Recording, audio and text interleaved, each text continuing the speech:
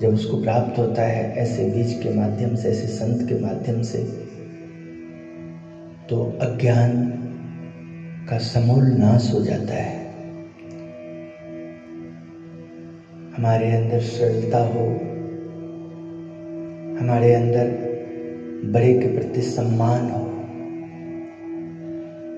तो हमारी अच्छी बुद्धि, हम सब समय परमात्मा को ही कर्ता सर्वज्ञ माने, तो परमात्मा को हम प्रगट मानते हैं, प्रभु के हम आश्रित हैं, भक्त हैं।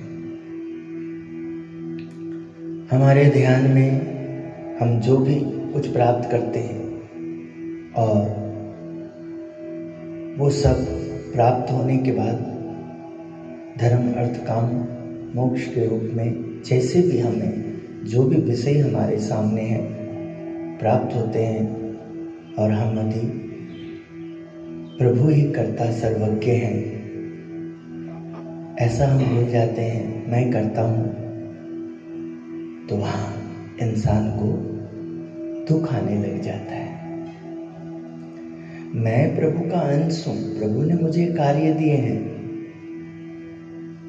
फिर उस तरह से यदि मैं उस कार्य के प्रति टोटल समर्पित होके, और प्रभु किस प्रकार ये संसार में स्वयं महान सत्पुरुष, संत पुरुष, दिव्य पुरुष, जो सत्पुरुषों की संग है, सत्संग है, उनके द्वारा क्या दर्शन कराते हैं कि जो जीव प्रभु का जो अंश है, संसार में आया है और सही अर्थों में यदि मेहनत करता है, तो वो प्रभु को कण कण में व्यापक पाता है। समग्र विश्व ईश्वर का है और मैं ईश्वर का अंश हूँ, तो वो कभी भी कहीं भी विचलित नहीं होता है, हो ही नहीं सकता है, क्योंकि वो जहाँ भी जा रहा है वो अपने इष्ट देव, अपने आराध्य, अपने प्रभु की सृष्टि में, संसार में वो जा रहा है। वो उस समय बहुत परेशान होता है जब वो इस तरह से मान नहीं पाता है, समझ नहीं पाता है, और ये तब होता है जब जहाँ ईश्वर का नाम नहीं है, ईश्वर शक्ति का जहाँ भ्रम फैलाया जाता है, जहाँ बड़ों का सम्मान नहीं है, आदर नहीं है, वहाँ बहुत सारी परेशानियाँ दिन रात बनी रहती, आता रहता है। आइए अक्षर ब्रह्म गुणातीतानंद स्वामी जी की कथा अमृत का पान करें, जिन्होंने परमात्मा को अखंड धारण करके रखे हैं, जिनके द्वारा परमात्मा प्रसन्न है, और उनके सत्संग को आज भी यदि हम धारण करते हैं, उनके नियम अनुसार, कहे अनुसार, आज्ञा अनुसार हम बर्तन में रहते हैं, तो आज भी हम परमात्मा को प्रत्यक्ष अनुभव करते हैं और बहुत प्रसन्न रहते हैं। स्वामीनारायण हरि गुणातीतानंद स्वामी उपदेशामृत अपने वाणी, जिसे गुजराती में स्वामी की बातों कहते हैं, और हम लोग जो यहाँ हिंदी भाषी हैं, हमारे लिए उनका वो गुजराती सत्संग हिंदी में अनुवाद हुआ उपदेशामृत। उपदेशामृत, इसका आप लगातार कथा का श्रवण कर रहे हैं। उस उपदेशामृत में हम चलते हैं सुख एवं सुख के प्रतिरोधक। ऐसे जो उन्होंने वचन कहे हैं, कहाँ कहे हैं, तो जहाँ संगत है, संत है, भक्त है, प्रभु के आश्रित हैं और संसार में वो जीवन यापन कर रहे हैं, और प्रभु के भक्त को जो परेशानियां आती है, उन परेशानियों को दूर करने के लिए जो परमात्मा उपदेश देते हैं, सत्संग देते हैं, कथा अमृत देते हैं, हम जैसे ही उनको औषधि की तरह अपने जीवन में लागू करते हैं, तो हमारा जीवन सुखी हो जाता है, प्रसन्न हो जाता है। सुख एवं सुख के प्रतिरोधक स्वामी श्री का आशीर्वाद का दर्शन करें सत्संग का। प्रथम तो सांख्य क्या है, अर्थात देह जगत तथा जगत के भोग मिथ्या समझकर आत्मा एवं परमात्मा को ही सत्य मानकर वृत्ति का प्रतिलोम करना। सांख्य ज्ञान में ये कितना अनिवार्य है। देह जगत भोग मिथ्या समझना, देह का ये जो जगत में हमने जो देह पाया है और इसका जो भोग है उसको सत्य नहीं मानना, वो मिथ्या है, ये जगत के व्यवहार के लिए है। केवल आत्मा एवं परमात्मा को ही सत्य मानकर वृत्ति का प्रतिलोम करना। इस देह में जो हम आए हैं, इस व्यवहार में जो आए हैं, उस व्यवहार में हम आए हैं, हम ईश्वर के अंश हैं और इस ईश्वर के सृष्टि में आए हैं। तो जब हम इस प्रकार का सांख्य ज्ञान हमें होगा, सत असत जड़ चेतन का विवेक होगा, तो हम कभी भी संयम का त्याग नहीं करेंगे। हमारा कोई ऐसा व्यवहार नहीं होगा जो हास्य कहलाएगा, अहंकार अभिमान कहलाएगा, जो हमें सब समय हम देखते हैं। हम तो इंसान हैं, किंतु जब हम सत्संग ऐसे सांख्य ज्ञान प्राप्त करेंगे, हमारी बुद्धि अच्छी होगी, तो हम देखेंगे कि जो सांप होता है, देखने के साथ ही मन में भय बना रहता है उनका, कारण उसके स्वभाव, उसके कार्य के बारे में जानते, वो डंक मारता है, विषैले है, और इंसान सावधान रहता है। वही सर्प को आप देखिए, यदि आप शिवालय पे यदि आप शिव जी के साथ उनका दर्शन करते हैं तो आपके अंदर भय नहीं रहता है, पूज्य भाव रहता है, देव भाव रहता है। वो नाग देवता है, वहाँ पर आप मणिधर भी उसे कहते हैं। परमात्मा ने उन्हें नागमणि अद्भुत शक्ति भी दी है। इस प्रकार इंसान के अंदर भी देखिए, जब वो स्वभाव, जो स्वभाव उसे नहीं रखना चाहिए, परमात्मा मिले हैं, मनुष्य देह मिला है, मनुष्य के लिए जो बुद्धि में विवेक गुण व्यवहार जो दिया गया है, कैसे कहाँ रहना, जब उसको वो प्राप्त करता है तो इंसान को सभी आदर सम्मान करते हैं, बहुत उन्हें प्रसन्नता मिलती है, यश कीर्ति मिलती है। और जैसे उससे विपरीत व्यवहार करता है वो इंसान, चाहे घर में हो, परिवार में हो, बाल बच्चों में हो, अपने सगे संबंधी रिश्ते नाते में हो, सब जगह वो इंसान फुफारा के सर्प की तरह भयभीत रखता है, क्योंकि खुद उसका स्वभाव ऐसा हो जाता है कि वो प्रसन्न रह नहीं पाता है, और जहाँ भी जाता है वहाँ मूर्छा भाव, उदासीनता छा जाती है।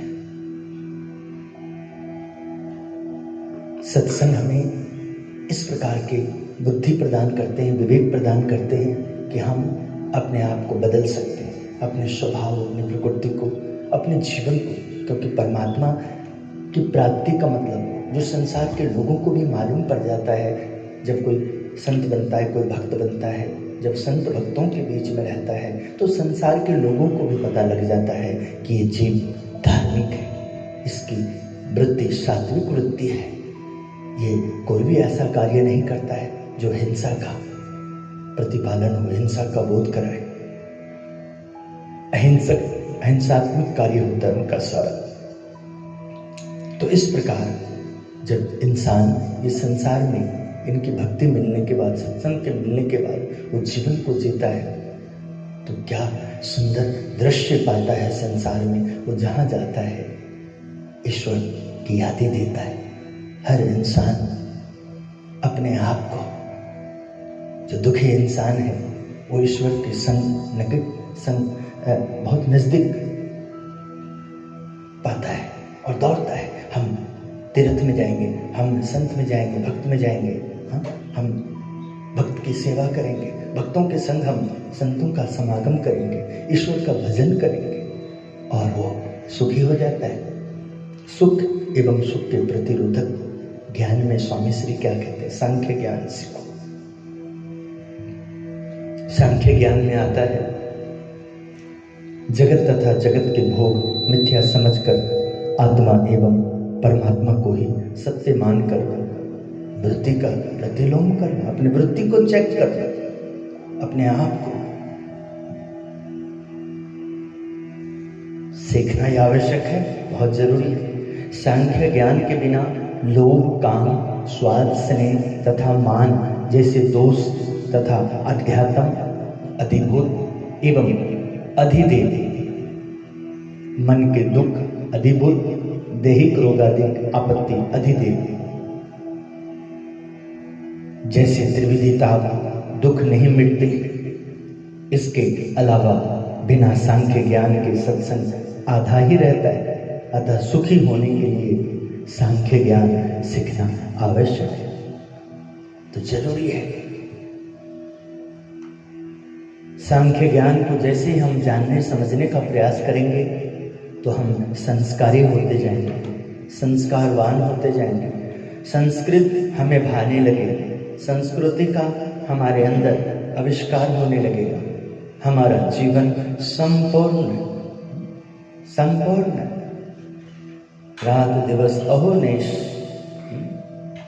वेदों की ओर जाएगा, पुराणों की ओर जाएगा, भागवत की ओर जाएगा, रामायण की ओर जाएगा, महाभारत की ओर जाएगा, वचनामृत की ओर जाएगा, आदि शक्ति की ओर जाएगा, जगत जननी जगदम्बा की ओर जाएगा। हमारी वृत्ति ऐसी हो जाएगी कि हम जहाँ से परमात्मा हमें आविष्कार करते हैं वो किसी नारी शक्ति में हम दोष देख ही नहीं सकते, और उनके द्वारा उत्पन्न फिर जो हम कोई भी हैं, हम कैसे इन बातों में रह सकते हैं। ज्ञान, सांख्य ज्ञान, क्योंकि फिर लोभ वृत्ति नहीं रहेगी, काम, वो सब हम एक अर्थ के ऊपर मेहनत करेंगे, वासना नहीं बनेगी। वासना हमारे लिए निर्वासनिक का भाव बनेगा।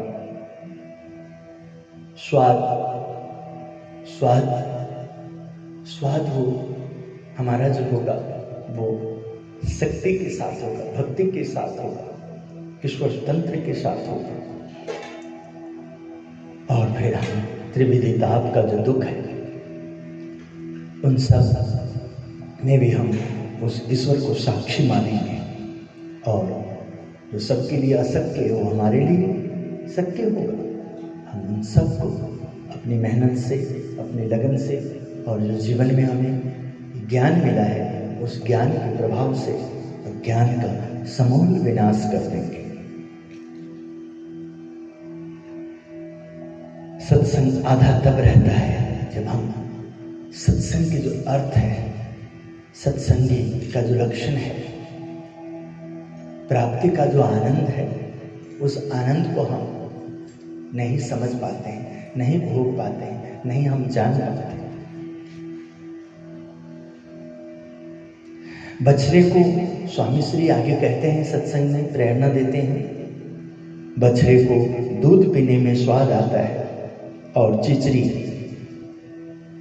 पशुओं के शरीर पर संवेदनशील भागों में चिपक कर रक्त चूसने वाला जंतु।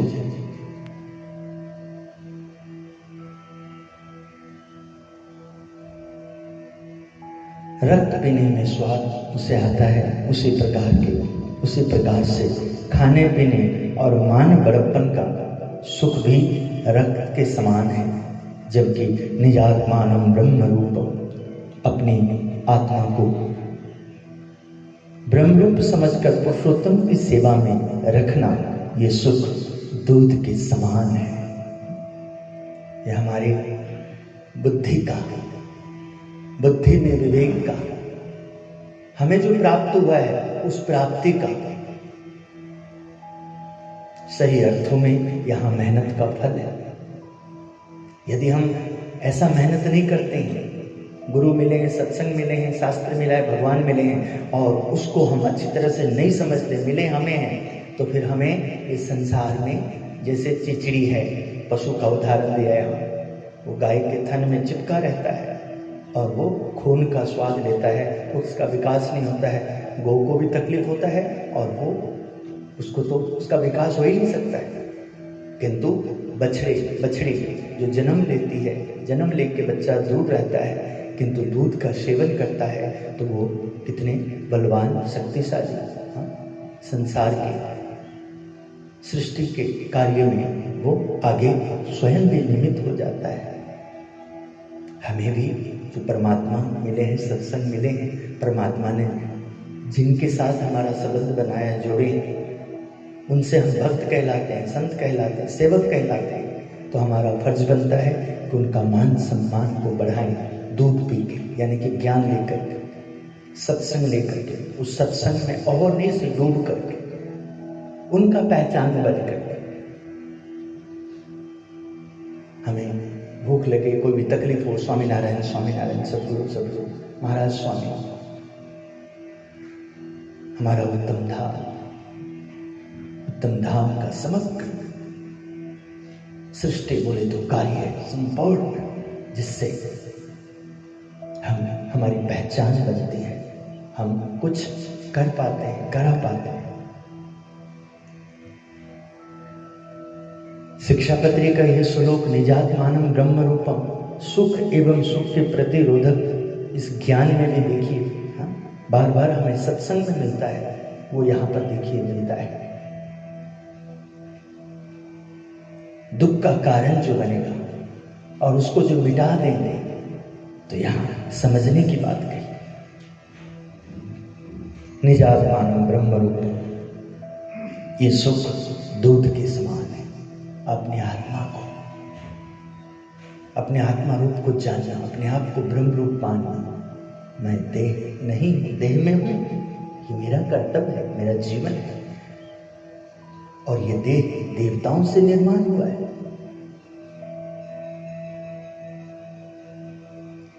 स्वामी श्री आगे ज्ञान देते हैं, हम सब समय प्रसन्न रहें, आत्मनिर्भर, आत्मसंयम, निजात्मानं ब्रह्म रूप का भाव को जिए, समश्रद्धेय भाव, एकता का संदेश दें। स्वामी कहते हैं, जिनको भगवान की उपासना का बल है, उन पर यदि महाप्रलय, कल्प के अंत में होने वाला विश्व का सर्वनाश, जैसे दुख आ जाए, उसमें भी यदि वह ऐसा समझे कि यदि यह देह तो नाशवान है ही, और हम आत्मा हैं, अतः भगवान के अक्षरधाम में निवास करेंगे, ऐसा मानकर वे सुखी रहते हैं और भयभीत नहीं होते हैं। महाप्रलय बोले तो एकदम जीवन हमारा अंत दिखे, अब आगे कुछ नहीं है, उस समय भी भयभीत नहीं होता है। आत्मा तो मरता ही नहीं, मैं तो आत्मा हूँ, और ये देह यहाँ लिया गया है। इन देवताओं ने अपना अपना अंश दे करके, पृथ्वी, जल, तेज, वायु, आकाश, पंच देवताओं ने अपना अपना अंश दे के इसका निर्माण किया है प्रभु कार्य के लिए। और इस जीवन में जो हमारा कर्म बनता है, उस कर्म फल को भोगने के लिए, सुख हो दुख हो, जो भी हमारे लिए बना है, जो हमें करना है, उसके लिए। और अब जब वो दुख आया है जो मैं इस शरीर के बाहुबल से उसको पार नहीं कर सकता हूँ, किंतु जो मैं कर नहीं सकता हूँ उसके लिए मैं क्यों चिंतित रहूँगा। इसलिए मैं आत्मचिंतन करूँगा, उस परमात्मा का नाम लूँगा, उस परमात्मा की महिमा को समझूंगा।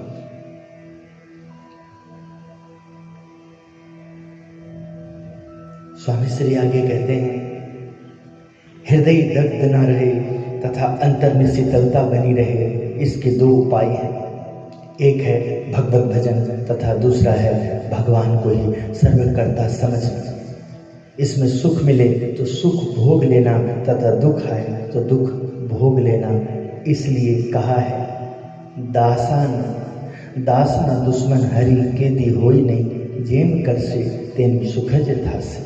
अर्थात भगवान कदापि दास के दुश्मन नहीं होते, वे जो भी करते हैं भले के लिए ही करते हैं, ऐसा भाव को समझना। यहाँ बैठे पूज्य स्वामी जी संतों भक्तों के साथ छपिया धाम और अयोध्या धाम दर्शन के लिए कल प्रस्थान किए हैं। आज रविवार है, महापूजा है, सत्संग है, भंडारा है, कैसे प्रभु के कार्य में प्रभु भक्तों का आगमन होता है। ये सेवकगण कितने भाव से तैयार कर रहे हैं, कितनी कृपा है। सभी सेवकों को नमन, वंदन, प्रणाम, क्योंकि प्रभु के कार्यों को कर रहे हैं। हम तब दुखी होते हैं जब उसमें हम अपने आप को प्रभु को बुला के, सेवा भाव बुला करके, कृपा भाव बुला करके, और जब हम व्यवहार करते हैं तो अहंकार रूप ऐसा लाड़ आ जाता है, सर्प जैसा स्वभाव हो जाता है, दुखी एकदम, हम प्रसन्न नहीं रहते हैं। और वहाँ वो वातावरण, प्रसन्नता, कृपा का भाव चला जाता है। साधन ही रह जाता है। वो साधन से जो हमें आगे विकसित होना है, कार्य करना है, अपनी कुशलता का, अपनी योग्यता का, अपने को जो प्रभु ने पसंद किया, कृपा करी, उन्होंने जो सेवा दी है, उस सेवा से जो हमारा मोक्ष हो, उस सेवा से जो हमारे सारे कष्ट, हमारे सारे दुर्गुण दूर होंगे, उनसे हम वंचित रह जाते हैं। इसलिए हमें दास के दुश्मन हरि कभी नहीं होते। हम दास हैं, हम प्रभु का भजन कर रहे हैं, सेवा कर रहे हैं, वो जो करेंगे उसमें हमारा हित। आज यदि हमसे कुछ ऐसा गलती हो जाता है तो हमारे अंदर कुछ ऐसा दोष है, जो गलती हुई है, तो अब हमें उसको ठीक करना है, सुधार करना है। यदि नहीं हो तो फिर तो होगा ही नहीं। हम जो करेंगे प्रसन्न रहेंगे, उसमें जरा सा भी हमारा मन उद्वेग नहीं बनेगा। हमें उन्हें कहने की आवश्यकता ही नहीं होगी, क्योंकि उन्होंने सेवा दी है, उस सेवा को बढ़िया करना, राजी पा लेना, उसी में सब बातें आ जाएगी। किंतु हमें समझ में नहीं आता है, तो इसी से ये बोध होता है, इसी से पता लगता है कि हम जो हैं कहाँ हैं, कितने सत्संग में हैं। देखो किन उपायों में हैं, किन उपायों में, कहाँ हैं, कैसे। स्वामी श्री यहाँ जो सुख एवं सुख के प्रतिरोधक, उसमें जो दुख पहुंचता है उसके ऊपर बात करते हैं, अशांति बढ़ती है उसके ऊपर बात करते हैं। भगवान के धाम में सुख है, उसमें से एक बूंद जितना सुख प्रकृति पुरुष में आया, वहां से प्रधान पुरुष में आया, तथा वहां से बैराट में आया, इसके पश्चात देवताओं में आया, तब वहां से वह मनुष्य लोक में गिरा। उस सुख से जीव मात्र सुखी, अतः सुख का मूल कारण भगवान है। उनके सुख से सुखी होना। अब बताइए, यहां समझने वाली बात कि वहां से एक बूंद सुख आया और विराट से लेकर के सभी देवलोकों में पहुंचा, और उसमें से अल्प सुख संसार को दिया, और उससे इतना कुछ बना है। जब वही परमात्मा जिससे प्राप्त हो जाए, मैं भक्त हूं, वो इष्ट है, हमारे प्रभु हैं, ऐसा भाव मिल जाए, ऐसा विचार मिल जाए, ऐसा जीवन, ऐसी ज्योति मिल जाए, ऐसे कार्यों के लिए हम निमित्त बन जाएं, तो फिर जितने गुण, जितने आनंद, जितनी महिमा उस परमात्मा की कही जाती है, वो सब जो उसके आश्रित बनेंगे, भक्त बनेंगे, उनसे स्नेह करेंगे, उनके अनुसार चलेंगे, तो उनके लिए वो सब सहज हो जाएगा। इसमें कोई संशय नहीं रहता है। ये समझने वाली बात है, सहज। किंतु हम इनको प्राप्त करने के बाद भी जब हम इनके लिए समय नहीं निकालेंगे, और जो हमें प्राप्त नहीं हुआ है, जिसके लिए हमारा कोई धर्म नहीं बनता है, उसके लिए यदि हमारा समय व्यय होगा, तो निश्चय ही हम तो सुखी नहीं होंगे। जैसा सुख हमें मिलना चाहिए, हमें जो प्राप्त हुआ है, उनके लिए जो मेहनत करिए, हर इंसान का कर्तव्य बनता है, जो उसके लिए जिम्मेदारी बनी है उसको निभाना। पर इसके साथ ही वो इंसान एक भक्त है, वो इंसान एक सेवक है, वो इंसान के जीवन में प्रभु भक्ति आई है, तो वो जो आई है, ये जो जीवन में अलग सा मिला है, वो अद्भुत है, अलौकिक है, उससे बढ़ के कुछ नहीं है। तो उन्हें अपने हर एक कार्य में उसी को श्रेय और श्रेष्ठ स्थान देना चाहिए। श्रेय भी देना चाहिए और श्रेष्ठ स्थान भी देना चाहिए।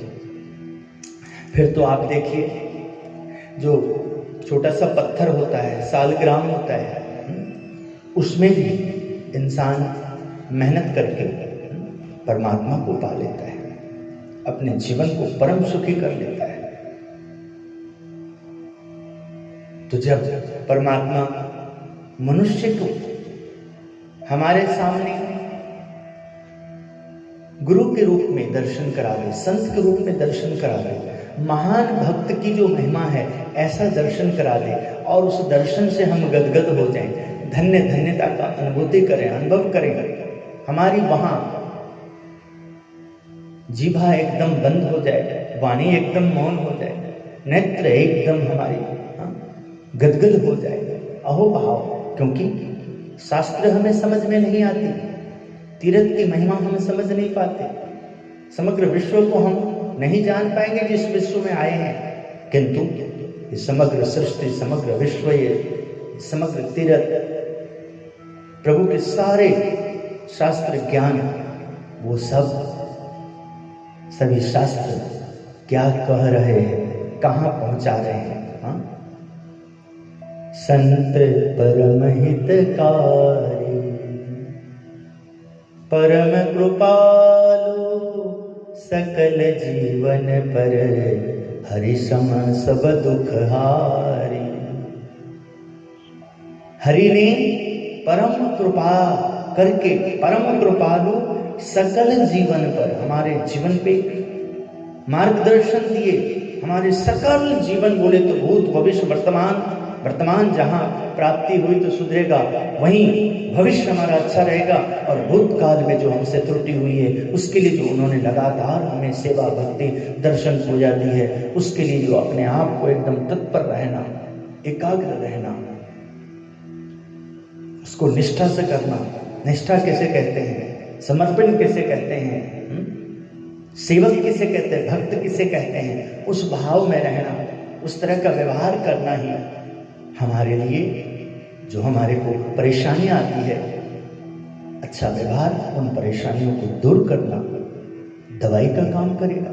नाम के साथ, ध्यान के साथ, पूजा के साथ, इस कर्तव्य को परम कर्तव्य समझने के साथ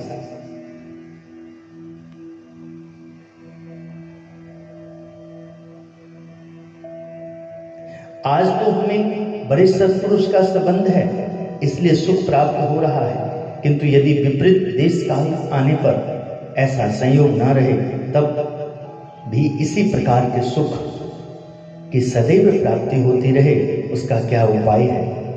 स्वामी श्री ने इसका उत्तर देते हुए कहा कि बड़े संत के गुण, विभूति, ऐश्वर्य, प्रताप, गांधीर्य, धैर्य आदि से संपन्न सत्पुरुष की महिमा का विचार करते रहें तथा संत का सहज स्मरण हृदय में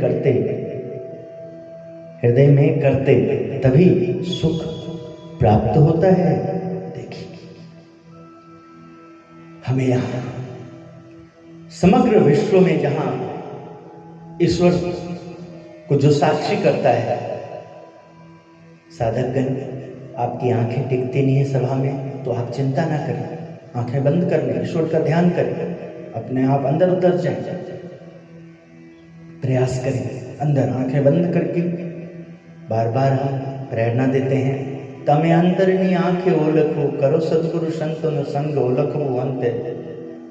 तो जब बाहर समझ में ना आए, टिके ना, इतना शरीर का थकान आए, तो हमें आंखें बंद करके भीतर चिंतन करना चाहिए, भीतर चले जाना चाहिए।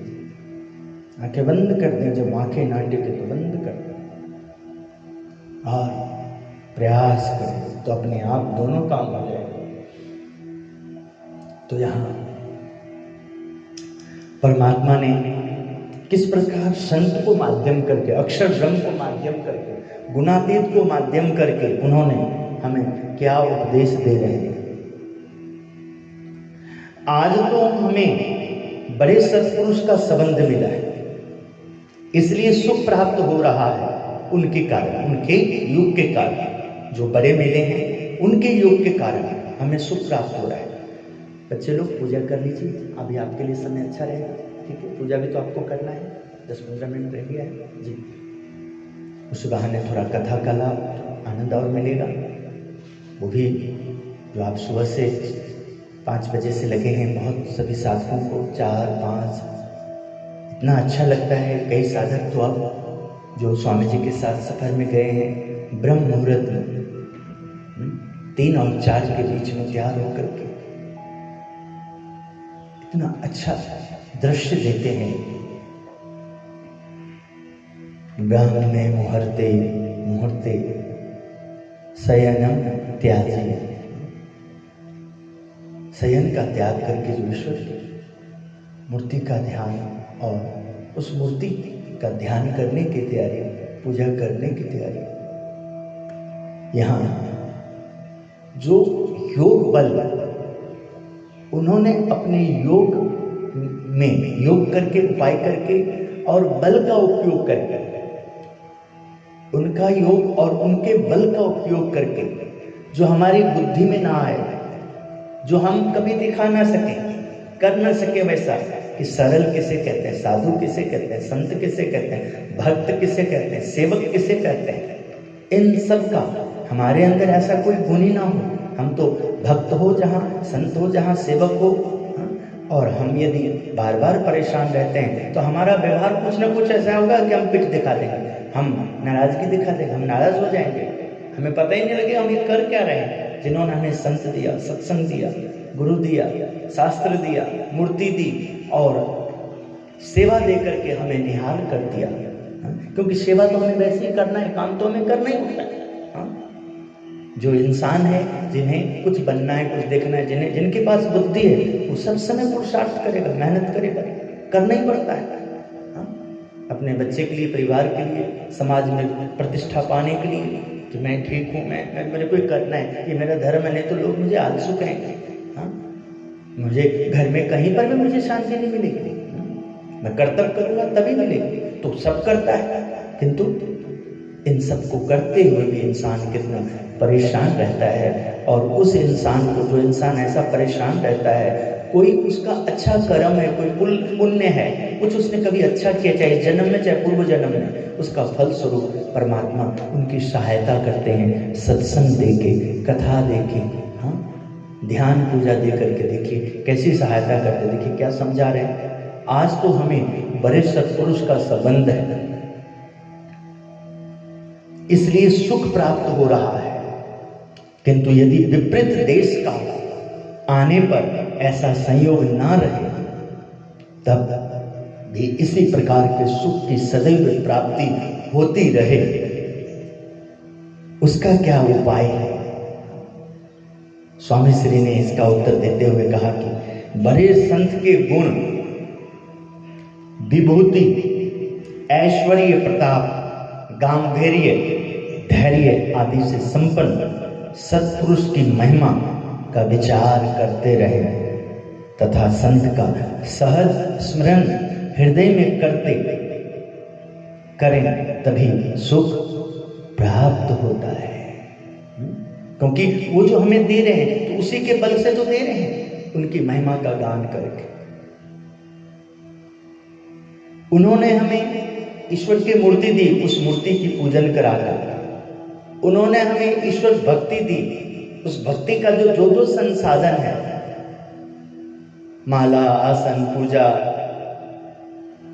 इन सब को करने कराने वाले सिस्टम में एक अन्न जल का, आहार का व्यवस्था, इन सब को उन्होंने युक्ति पूर्वक हर व्यक्ति के साथ हेत करके क्या बताया पहले, परम कृपालु सकल जीवन पर, हरि सम सब दुख हारी, जगत माही संत परम हितकारी, प्रभु पद प्रगट करावत प्रीति, भरम मिटावत भारी, जगत माही संत परम हितकारी।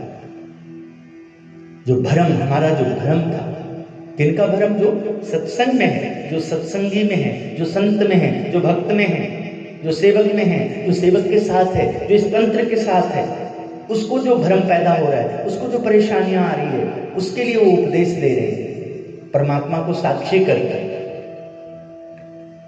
प्रभु पद प्रगट करावत प्रीति भरम मिटावत भारी अनुसंधान। जब हम इसके लिए समय नहीं निकालेंगे, समझेंगे नहीं, हाँ? और जगत को समझने हमारी बुद्धि को हम जब चोट नहीं देंगे, हमारी बुद्धि ने जो धूर्तता करी, मूर्खता करी है, जिसको हम कह सकते हैं कि ज्ञानियों के सभा में बैठो तो मिनट में वो तुरंत आपको एग्जाम्पल उदाहरण दे देंगे, हाँ? जो विषैली चीज कुछ भी, हाँ? जो एकदम आपको डर पैदा करता है, बिच्छू, सर्प, हाँ, सींग, बाघ, चिता, हाँ, जंगली पशु वगैरह, और ऐसे एकदम आपके अंदर, हाँ, एकदम एग्जाम्पल सामने उनका होगा, हाँ? और उसी पशु योनि में आपको जो गाय के लिए है, इसी प्रकार जो, हाँ, खरगोश के लिए है, हाँ, पक्षियों के लिए है, मोर के लिए है, हाँ, ऐसे कितने सारे उदाहरण देंगे, हाँ? देखिए पक्षी योनि में है, हाँ, मनुष्य योनि में नहीं है, पशु पक्षी योनि में है, हाँ? फिर भी देखिए उससे आपको भय नहीं मिलता है और उन्हें आप अपने नजदीक बुलाना चाहते हैं, जाना चाहते हैं। और इंसान, देवताओं को दुर्लभ ऐसा कहा गया है, और इंसान वो ध्यान नहीं रखता है तो उसका स्वभाव ऐसा हो जाता है, वो अपने आप को ऐसा पाता है कि वो सब समय परेशान रहता है। यहाँ अनुसंधान की बात करें, ध्यान की बात करें कि बड़े सत्पुरुष अपने तपोबल से हमें कहाँ पहुंचा दिया, हमें कैसा बना दिया, और हम उनको भूल करके, उनकी आज्ञा का लोपन करके, उनका ध्यान ना रख करके, उनसे विपरीत चल के उनको बहुत दुख पहुंचे, उन्हें पछतावा हो, अरे हमने इनके लिए क्या किया, क्या यही दिन देखने के लिए, क्या ऐसे सुनने समझने के लिए? और वो फिर कितना दुखी होता है, और सत्पुरुष भी दुखी होते हैं, और ईश्वर की मूर्ति उनके लिए कठोर हो जाती है, तभी मूर्ति में लगन नहीं लगती, पूजा में मन नहीं लगता, कथा में मन नहीं लगता, उनके वचनों में आनंद नहीं आता। किंतु वो अनुसंधान करने के लिए कहा यहाँ, आज तो हमें बड़े सत्पुरुष का संबंध है। देखो ध्यान से सुनो आज की कथा, सभी श्रोतागण, आप जहां जिसको मानते, जहां आपकी श्रद्धा है, आप चाहे माता के दरबार में जाते हैं या ठाकुर के दरबार, भगवान के दरबार में जाते हैं, आप जिन्हें भी मानते हैं उनकी श्रद्धा, उनकी जो निष्ठा है, उनका जो प्रेम, उनके लिए जो एक आपका विवेक बनता है, उनके लिए जो आपका व्यवहार बनता है, आपका जो कर्तव्य बनता है कि जब आपको दुख आए, सत्संग में भी जो हम सुनाते हैं, ये जो सुख और सुख के प्रतिरोधक जो आज का विषय है हमारे, स्वामी श्री गुणातीतानंद स्वामी जी जो भगवान को अखंड धारण किए हुए हैं, भगवान जिनके द्वारा कार्य करते हैं, ऐसे मूल अक्षर मूर्ति जब मनुष्य देह में है, जैसे आज हम सब मनुष्य देह में हैं, तो वो जो उन सब का दुख निवारण के लिए जो कथा सुना रहे हैं, सत्संग दे रहे हैं, वो सत्संग हमें कहाँ पहुंचा रहा है, किस प्रकार हमें इस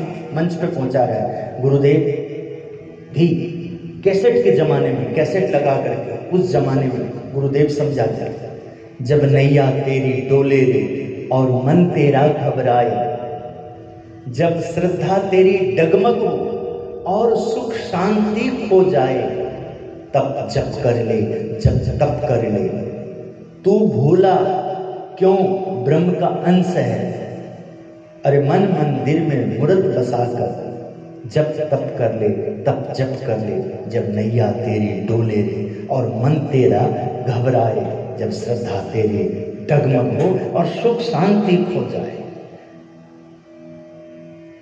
जो हमें प्राप्ति हुई है, जो उन्होंने हमें मार्ग दिया है, उस मार्ग का ध्यान करो, उपदेश का ध्यान करो, कर्तव्य का पालन करो, तो सब शांति हो जाएगी। उस समय बरेश्वर पुरुष का संबंध इसलिए सुख प्राप्त हो रहा है, किंतु यदि विपरीत देश काल आने पर ऐसा संयोग ना रहे तब भी इसी प्रकार के सुख की सदैव प्राप्ति होती रहे, उसका क्या उपाय है? क्वेश्चन, प्रश्न रखा। क्या क्या आपके पास उत्तर क्या है, समाधान क्या है? आप क्या समझ रहे हो? स्वामीनारायण स्वामीनारायण स्वामीनारायण स्वामीनारायण तो समझ में आ जाता है, धुन करना है, राम राम राम राम, जय माता दी जय माता दी, ओम नमः शिवाय ओम नमः शिवाय, हाँ, हरे राम हरे कृष्णा हरे कृष्णा, ये तो समझ में आ रहा है, हाँ? ये तो धुन है, उनका नाम जपना है, अच्छा होगा, किंतु समझना क्या? शास्त्र की फिर क्या आवश्यकता है? केवल मंत्र जाप है तो शास्त्र की क्या आवश्यकता है? सत्संग की क्या आवश्यकता है? मन को मारना जो पड़ता है, यहाँ शरीर को टिकाना जो पड़ता है, जो कितना मुश्किल है, हाँ? ये देखो हमारा स्वभाव, जगत में विचार कर सकते हो, यही हम लोग बैठे हों, हाँ? जिसका इज्जत नहीं है, नौटंकी पैसा कमाते हैं, शरीर को अंग को प्रदर्शित करा करके, जिसको आप वैश्यावृत्ति कह देंगे और भी अच्छा शब्द नहीं देंगे जिनको, हाँ? ये सिनेमा हॉल वगैरह में जो ज्यादा बड़ा हॉल, बड़ा पिक्चर, उसमें मन हमारा कैसे, बड़े बड़े कलाकार, हीरो, हाँ? जिसको अंदर व्यभिचार है, संयम नहीं है कुछ, उसका नाटक, उसके सब भाव में कैसा हमारा मन प्रसन्न हो जाएगा, खुश हो जाएगा एकदम। और त्यागी हो, तपस्वी हो, संत हो, भक्त हो, संयम वाला इंसान हो, अच्छा इंसान हो, खूब मेहनत कर रहा हो, बहुत अच्छा जीवन को जी रहा हो, हमारा मन उसके लिए सेल्फी लेने के लिए तैयार नहीं हो, वहाँ बैठने के लिए उनके पास थोड़ा कुछ पल गुजारने के लिए हमारा मन तैयार नहीं होगा, हाँ? ये मन को कौन दंड देगा? इस मन को कौन सही करेगा? गलत स्वभाव, गलत आदत पड़ा है। ऐसे संत, ऐसे भक्त, ऐसा कथा, ऐसा सत्संग, आपका तीर्थ, आपकी माता, आपके पिता, आपके आचार्य, जहां आपका जन्म मिला है, वो नहीं समझ पाए तो आपको उन्होंने कुछ तो ऐसा पुण्य किया जो उनके संतान में ऐसा संस्कार आया। भगवान स्वामीनारायण ने शिक्षा पत्र में क्या किया? हमारे बड़ों ने, पूर्वजों ने, महापुरुषों ने, हमारे उन लोगों ने कुछ, यदि उस समय पता नहीं उनका कैसा देश काल था, जो उनके द्वारा विपरीत व्यवहार हुआ, सही नहीं हुआ, तो उसको तुम नहीं दोहराना, तुम उनके द्वारा जो अच्छे कार्य हुआ है उसी को दोहराना। इसलिए जो बुद्धिमान है, ज्ञानी है, ध्यानी है, तपस्वी है, गुणवान व्यक्ति कभी धैर्य का त्याग नहीं करते। वो जो नहीं करते हैं, वो जो उनकी परीक्षा होती है, जिनको अल्प ज्ञान है, कुछ ज्ञान ही नहीं है, छीटा एकदम मुश्किल से, हाँ? कुछ, और उसमें जो बौखला जाता है, मैं ही बहुत बुद्धिमान, बहुत सुंदर, बहुत अच्छा करता हूँ, ऐसे करते करते अहंकारी हो जाता है, इग्नोर, अनदेखा करने लग जाता है।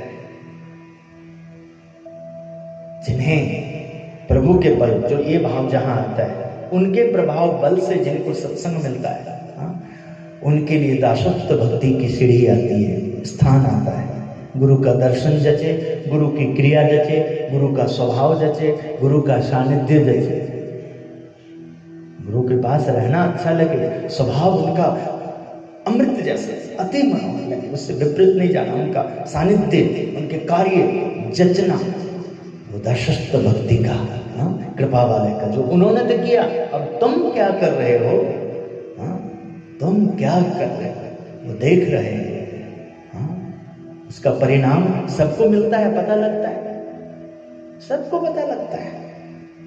उन्होंने तो मूर्ति दी, देने से पहले ऐसे नहीं कोई आया तुरंत दे दिया, मूर्ति के प्रति श्रद्धा जगाई, माला के प्रति श्रद्धा जगाई, पूजा के प्रति श्रद्धा जगाई, संत के प्रति, भक्त के प्रति, आश्रम के प्रति, तीर्थ मंदिर स्थान के प्रति, तब जाके हमें प्रतिमा दी, तब जाके हमें शास्त्र दिया।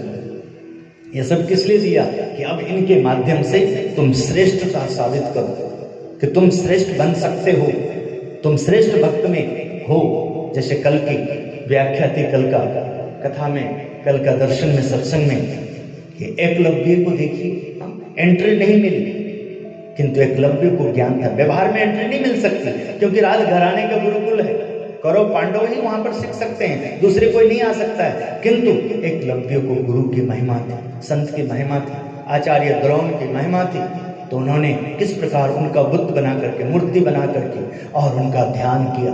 हाँ, और बाण विद्या खुद कोशिश करी, तो उनको कितना अस्त्र शस्त्र सबका ज्ञान हो गया, कितना ज्ञान हो गया। इसलिए यहाँ उन्होंने अपने तापोबल से देखिए क्या हमें दर्शन कराया और हमें सत्संग में लाया, हमें सत्संग में प्रतिष्ठित किया। और अब हम तब दुखी होते हैं जब हम ऐसा व्यवहार नहीं करते।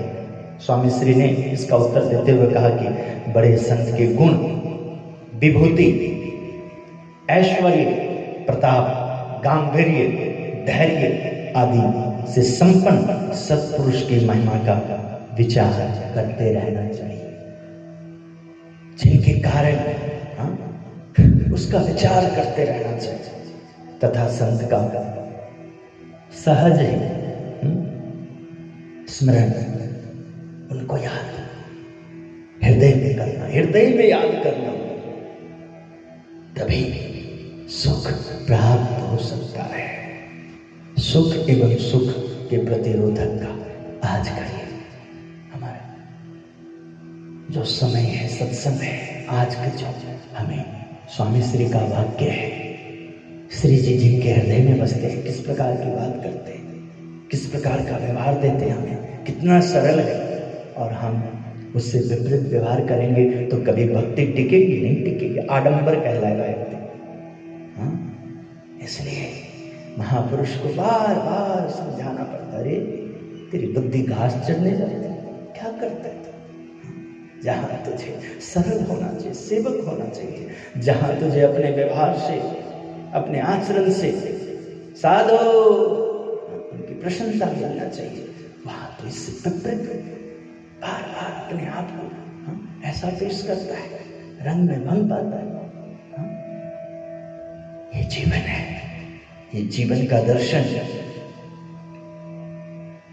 हे भक्तजनों, हे संतजनों, हे श्रोताजनों, ये आपका साधु निर्मल जीवन दास, निर्मल स्वामी, ब्रह्मस्वरूप गुरुदेव उत्तम स्वामी जी महाराज, जो स्वामी नारायण के सच्चे अर्थों में संत, महान ज्ञानी, ध्यानी, तपस्वी, मेहनत करते थे दिन रात।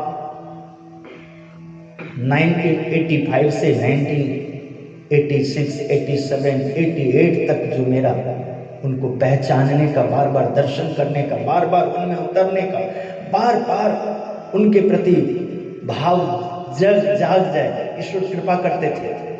हाँ, और जैसे ही उनका बना दिया, संत बना दिया, आप देखिए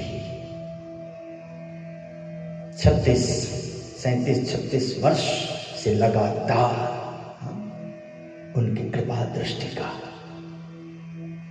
ये दर्शन है कि सेवक भाव, सरल भाव और जी हजूरी है। ये अहंकार नहीं है, उनकी कृपा है। इसलिए आप सब भी अपने माता, अपने पिता, अपने गुरु, अपने आचार्य तीर्थ का सम्मान करें, बड़ों का सम्मान करें और जीवन ऐसे जिए कि आपसे जो छोटे हैं, जो कोई सीख सकते हैं, समझना चाहिए, उनके लिए, आपके लिए आपका जीवन प्रेरणादायक हो, आप सबका जीवन मंगलमय हो। फिर एक बार पूज्य स्वामी जी जो कल अयोध्या और छपिया धाम का दर्शन करने के लिए संगत के साथ पधारे हैं, वो सब अच्छी तरह से उनका मंगलमय यात्रा हो। अयोध्या और छपिया धाम का दर्शन करके सकुशल सभी पुनः उत्तम धाम में पधारे। भगवान के चरणों में प्रार्थना और आप सबको बहुत बहुत गुरु जी का आशीर्वाद, ठाकुर जी कृपा, आप सबका जीवन मंगलमय हो।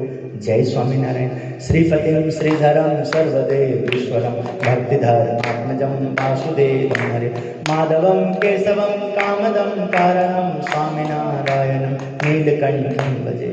जय श्री स्वामीनारायण।